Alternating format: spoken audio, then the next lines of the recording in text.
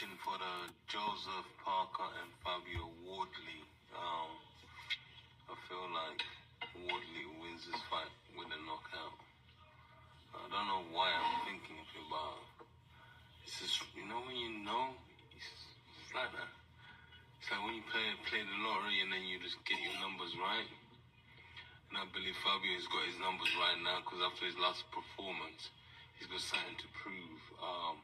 I know Fabio for a while, Fabio's a little beast. And Joseph is a beast as well, but I believe that Fabio Wardley wins this fight with a knockout, it will stop Joseph Parker. Trust me on this. Put your house on this deal, I'm telling you. It's going to be electric. The boy from London, Norwich, is going to do it. Is he from Norwich? And those are the words of Derek Chisora and his prediction on Parker versus Wardley. Wardley by stoppage or knockout. Let me counterpunch. You could say, well, that's just that British pride, you know what I mean, coming through with Derek Chisora. But, one thing about Fabio Wardley, though, Fabio Wardley is a beast. Fabio Wardley, do you see that bridge above his nose right there? How do you think he got that? He got that being punched in the face.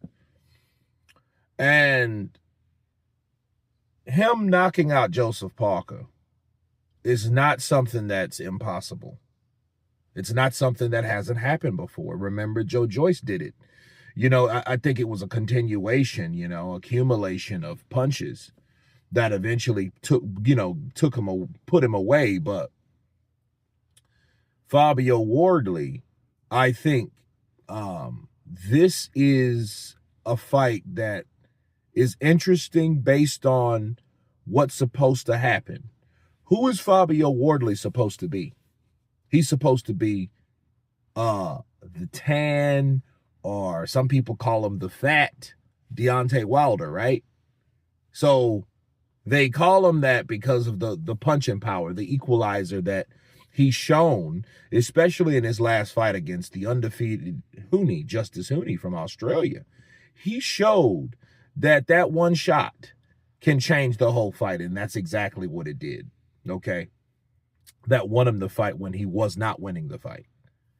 And Wilder did that so many times to the point it was like, okay, Wilder reminded you a bit of David Tua when David Tua was losing round after round and he got that shot off the left hook, or, later in his years, the overhand right. Well, the same thing happened for Wilder, and now the same thing's, happening for Wardley. But what's the difference between when Parker fought Wilder versus when he's going to fight now Wardley? Youth, right? So we get a chance to possibly see someone in their prime with the same type of or similar equalizing power than Wilder had, because it's across the, it's up in the air if Wilder really still has it. You know what I mean? And by the time, a lot of people stay and speculate that by the time Joseph Parker fought Wilder, he no longer had the punching power. You see where I'm going? So this is a fresh opportunity in real time, in the prime, with someone with that similar danger of that right hand. So that may be what Derek Chisora is talking about. Like, hey, I have a feeling that Fabio Wardley will knock out Joseph Parker. And I'll say this. It will be one hell of a accomplishment for Fabio if he did that. If he did that to Parker, it would be bittersweet. What do I mean? Well, for one, people know Parker pretty much has got to smelly end of the stick. You know what I mean? He hasn't had the concessions like a Dubois, or, someone like that. He's always been that guy that was always, I think, put in place to lose. I think Parker has always been the guy that they have picked. Oh, Parker, that's a good matchup.